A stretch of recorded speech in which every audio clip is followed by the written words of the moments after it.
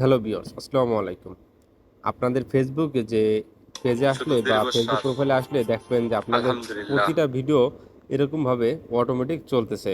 এর ফলে কি হবে? দেখা যাচ্ছে যে আপনাদের সব হারিয়ে ফেসবুকের যে রিচ যদি দিক এঙ্গেজমেন্টটা মনে হয় এটা নিঃস্ব, কমে যাবে এবং আপনাদের মায়ের ভিডিওগুলো কোলে ভাইরাল হওয়ার চান্স খুবই কম থাকবে। ধীরে এর জন্য আজকে আমি আপনাদের এমন একটি সেটিং দেখাবো যে সেটিংটি অফ করে রাখলে আপনাদের এই ভিডিওগুলো আর অটোমেটিক চলবে না। চলুন তাহলে ভিডিও শুরু করা যাক। এর জন্য আপনাদের প্রথমে চলে আসতে হবে এই ফেসবুক যে অ্যাপসটি রয়েছে এর উপরে চলে আসতে হবে। এরপর উপরে দেখবেন উপরে কর্নার থ্রি ডট লাইন নামে যে অপশনটি রয়েছে এর উপরে প্রেস করুন।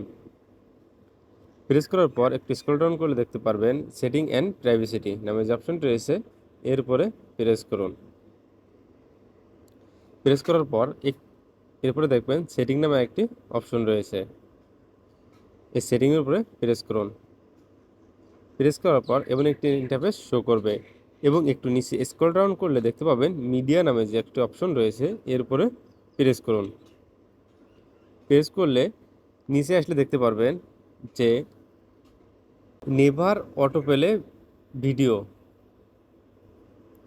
এই নেভার অটোপ্লে ভিডিও এই অপশনটি অবশ্যই অ্যাকসেপ্ট করে দেবেন। এতে পরবর্তীতে কী হবে দেখবেন আপনাদের ভিডিওগুলো অটোমেটিক চলবে না। দেখেন আপনি আমাদের প্রোফাইলে অবশ্যই দেখাই।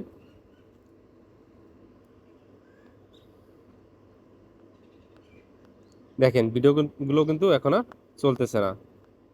অবশ্যই আপনারা যে নতুন কন্টেন্ট ক্রিয়েটার আছেন বা আপনারা যারা ভিডিও ক্রিয়েট করেন অবশ্যই নিজের ভিডিও দেখবেন না। নিজের ভিডিওটা দেখলে অবশ্যই দেখা যাচ্ছে আপনাদের রিচ এঙ্গেজমেন্ট কমে যাবে এবং আপনাদের ভিডিওগুলো ভাইরাল হওয়ার চান্স খুবই কম থাকবে। তাহলে অবশ্যই এই সেটিংটি সেট আপ করে রাখুন যাতে আপনাদের একটু উপকার হয়।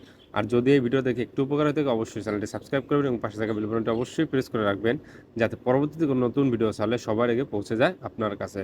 সবাই ভালো থাকবেন।